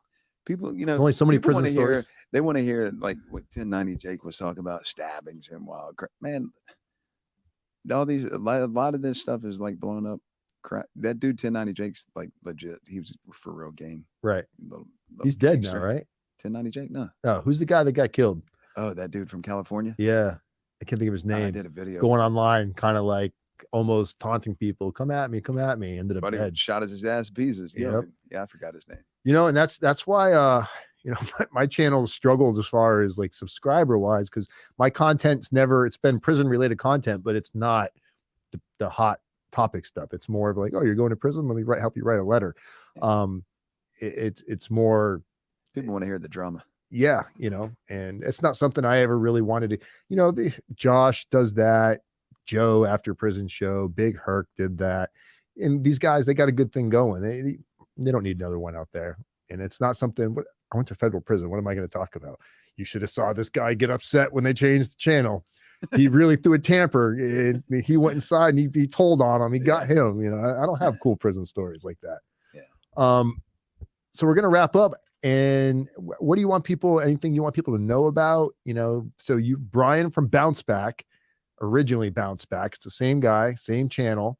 You know, I changed that name because it just sounds kind of corny, especially when you're talking about prison. Right. I'll bounce back. I liked I it. got a bunch of rude comments on there. I was like, all right, Did you? I'm gonna have to snap over here. You Let me change this name. sensitive little guy, you.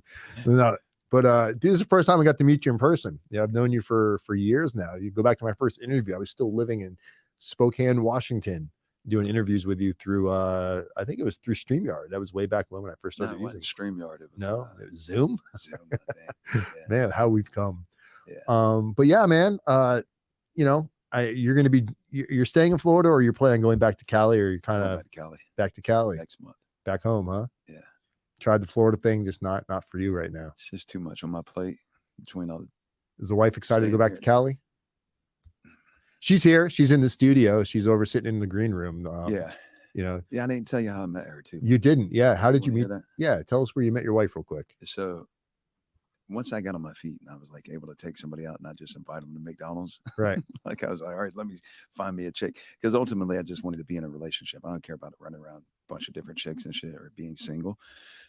So I was at my buddy Chris, the one that made all the money. Mhm. He lived in LA. Was down there hanging out visiting. Dude, he had a girl comes in, they hang out, bullshit. He'll wipe a booger on her, tell her to get out of here. Literally, I seen him do that. Put a booger on a girl. Said your Uber's outside. Okay. Like, Sounds like a nice just guy. happened. You just put a booger on her. Like, what? He says your Uber's outside. As soon as she leaves, another girl comes in. He's like, we got chicks on rotation. I'm like, what? And he's from Florida. Right. Like, I get it. You're a pretty boy. You got a lot of money, but you just moved here. What? How do you know all these girls? They're like, it's Tinder. I'm like, man, I tried Tinder already. It don't work like that. Oh, dating apps. Yeah, dating app. They're like, yeah, it works. And his brother's another little pretty boy too. Both of them got a bunch of money, right? And a fucking boatload of females. He's like, let me show you. And he got my phone and went on Tinder. He's like, look, he's doing that. I'm like, Just swiping on them all. Phone, are you crazy? You just swipe all these. They're big fat. Take it easy, bro. Press the brakes. He's like, no, this is the trick. He's like, you keep swiping, don't look. In the algorithm, they see you're making matches and they just start putting more and more people in front of you. All you got to do is go back and block the ugly ones. Got a Tinder tutorial right here, evidently. So I'm like, oh, all right. So I tried it and it's like ding, ding, ding, ding, ding, ding, ding. I'm like, oh God, all right. So I went to San Diego. I was on me and my brother and dad were on vacation. We bought property down there. We bought 40 acres on top of the mountain. Beautiful place. Like right on the edge of San Diego. You can see the ocean. Right. And so nothing on it, just bare land. We were down there camping out and I was on Tinder. I'm like, swipe in and it went ding and she popped up. I was like, oh, she's cute. So I messaged her. We start talking and we met up. We went to BJ's. I come in there kind of like dirty too because I've been camping out for the weekend. I was like, God dang it, let me go and see. So we met and it was a wrap, dude. Like, been together ever since. And you know what I told her when I first seen her? I turned around. I was like, oh, you tricked me. She was like, what? I gave her a little suspense thing. I was like, you're much prettier in person than your pictures. It was Bryan and his pickup line. And that was when? What year? 2016. Okay. So not too long after coming home. And how long did it take before you kind of like unloaded the whole prison story on her? That was crazy. Because what happened was previous people that I'd met, like kind of like, I'd tell them off top. And they're like, ooh. Some distance. Yeah. And then next thing you know, you're blocked. Yeah. God dang it. Yeah. Which, I get it. I can understand me. where their mindset's at. They don't know how it really goes. And it's pretty shocking when you Google you. Oh, I know. Well, this time I said, you know what? I'm going to wait and let the person get to know me, not my paperwork. Right. Because that's my past. I already paid for that. Yeah. So with her, I met her. We hung out. Talked a lot. I had to go back home. I lived up north. And we started talking. I was like, you know what? I'm gonna move down to San Diego. She's like, well, hurry up. So I moved down there, got an apartment next to her apartment. One night we were out and we're sitting in my car. I was like, I need to tell you something. At this point I already knew, like, she's like serious, right? So she was like, what is it? I was like, yeah, well, is there any reason why you would not be with me? Like, if I told you about my past? She's like, yeah, I guess if you killed somebody. Huh. Like, oh, damn it. But let me tell you this story. So I tell her, and as I'm telling her, she's sitting in the passenger seat and she keeps turning like this, like getting against the door. Dude, she said, "This sounds like a movie." I was like, "Well, it probably will be one day." That's how we met. So she digested it, and I mean, you killed somebody, but it was an accident. It wasn't like, the intent wasn't there. It could happen to anybody, really. Yeah. Did you ever brought her on your channel? She ever come on and? No, she's not on that video stuff. No. Actually, she's working on it. Like we've If been I'd have known that, I practicing. didn't know she was coming here with you today until you called me this morning. I would have had it set up so we had her sitting over here too. She probably wouldn't do it. She's Put her in the hot seat. real. Shelly's the same way. Shelly likes her privacy. Now we've been playing around in the car. Like we got an app that'll record front and back. Yeah. So record us in the car. Get a visual of the It street. records front and back on the phone. Yeah. Oh, Even good. on the iPhone. So you get the visual of the street, and then us. Oh, that's cool. We were gonna do like some true crime stuff where we're talking about it. Mhm. A story, like even Alec Baldwin. Right. It's absolutely heinous that they are charging him. Oh yeah. I can't believe it. Clearly it was an accident. Come on. 100%. And it's not even his job. Like he shouldn't have to make sure the gun's not Not loaded. his job at all. Right. Yeah. Like stupid. Yeah. So we're working on getting her comfortable. Okay. Where- Takes time. Yeah. And having that balance, saying, "Hey, I love what you're doing, but some of our life needs to remain behind the curtains." Oh, that too. Yeah. Yeah. I don't mind. I'm like, open the curtain. Oh, me too. Shelly hates it though. Shelly's like, don't record in our house. Don't, because we had a stalker that was out there, and like she's terrified of the stalkers finding us where we live and stuff. Oh, I've had to go through restraining orders, and people get weird. You just don't know. All right, cool, man. We're going to be doing one final interview with Bryan. It's not going to be live. It's going to be a whole different style, and that video will probably be up, I would say, within a few days. But that one, you still got time for that, right? Yeah. Okay. Well, I think that's congrats on your success, man. You've made quite the journey. You've got an epic story that's got an emotional roller coaster. You've got a good relationship with your daughter. She's about to have her second baby, so you're granddad times 2 now. He's like, "David, that's supposed to talk about how old I am, Dan."